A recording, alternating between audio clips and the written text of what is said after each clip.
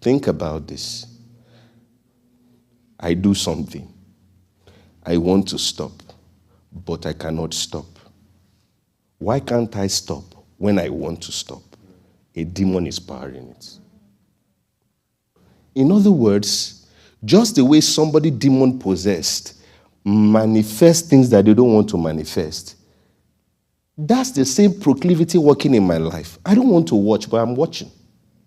And I know that I don't want to watch. So why am I watching? Because you have opened the door for something, for a demonic operation. Are you hearing me? Okay. I don't hear you.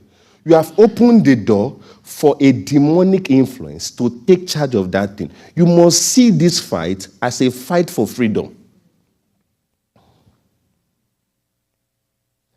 That means I'm not free.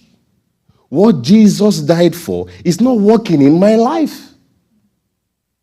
And if this one is not working, how am I sure others will? So this thing is not a small fight. I have to win. Because what I'm doing, you see, if you are taking those kind of junk into your mind, you must understand that you are dehumanizing people. You are destroying the image of God. God created people in his image and after his likeness. You are objectifying them. And please listen to me. I have stats for it. Marriage is not a cure to pornography. In fact, that is when you will now know that this thing is demonic. That you have a woman right beside you on the bed. You left that one to go and watch another one. So if you had the opportunity, you will cheat. That's the meaning. Say, I can't cheat. No. Whatever can make you comfortably look at another woman's nakedness in a vulnerable situation, whatever you did looking at that woman, you will do to that woman, the other one. Don't say no. Don't argue. Amen. Don't say no. Father, do you know what is even weird? Some women will even play. The husband and wife, they are watching. Husband and wife, you are inviting demonic influence into that marriage. You are desecrating that marriage. What is cool about watching two people making love? You and wife, you are not watching it. How do you ever want to satisfy each other? Do you know how much of a disadvantage it is to have had sex before marriage? Do you know how traumatic that thing is? That you have something to compare.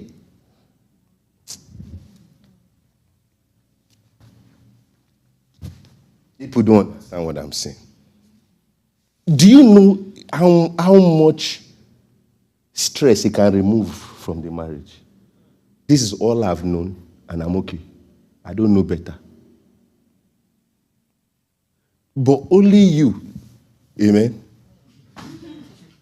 500 women, only you, 400 men. You will now marry this brother or you marry this sister. She's doing her very best. You say, it's not like, look at that. Look at the fracture you're bringing into something beautiful that God gave you. This thing is what begins dysfunction. People take this thing too lightly. Why is it so rampant? If the devil is not saying that this is a powerful tool to maximize. It's dehumanizing. You must, listen, I've given you one, God consciousness. Number two, this is war. Say, this is war. And I don't like to lose. How many people enjoy losing here? No, I don't like losing. I always win. Say, we always win. We always win. Say, we always win. So we win. Say a big amen. Amen. Yeah, this is war. It's time to take me back from me. Let me tell you what bondage is. I have a story about it. I think I shared it some months ago. My grandma bought a ram 2 months before Salah. I was a Muslim before, so 2 months before Salah, she bought a ram. So we used to kill the ram Salah day. They'll spill the blood, they'll say one or two things and give it to Allah. So I used to go to my grandma's place every weekend. Every weekend, Friday, I would go, come back on Sunday. I had 2 months to bond with this ram. So me and my cousin, Okpe, we had named him Gafar. We liked him, we named him, we'll feed him. We turned him to a pet, we'll take him. Goats are stubborn, we'll push him. But after a while, we just noticed that maybe he trusted us, we don't know. But we'll walk around the compound with him and everything, put him back. So I came with this genius idea. How can we let them kill Gafar? Are we not his friends? Meanwhile, they bought this ram to kill him, very expensive. So I told my cousin, I said, let us release Gafar. Let Gafar go. Hashtag justice for Gafar. Why are they killing him? So 2 days before Salah, we went in the morning around 4 a.m. We woke up. It's time to release him. We loose the chain, the rope from Gafar, and we started pushing Gafar. Go. Gafar refused to go. That day went. The next day, a day to Salah, went again, tried to lose Gafar. The more we pushed Gafar to go, Gafar kept shouting, meh, meh, calling attention. So we left Gafar, they killed Gafar, we ate Gafar. Amen? Now, this is the point I'm making. Why didn't Gafar go? Because Gafar was afraid to move. Listen, bondage is whatever makes freedom look like bondage. That's the true meaning of bondage.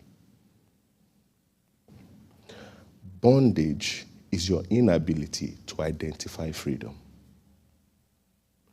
Gafar was afraid to be free. That thing is bondage, not the chain holding him.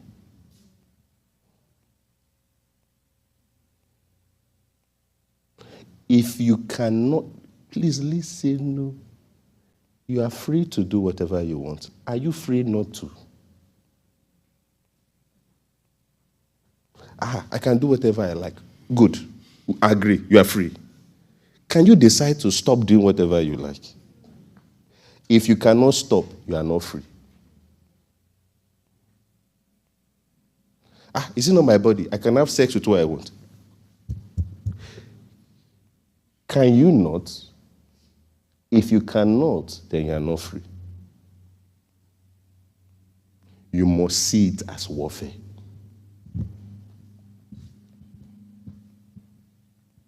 Everything that the Bible teaches about overcoming porn, the 2 major points are the 2 things. I will show you 2 more.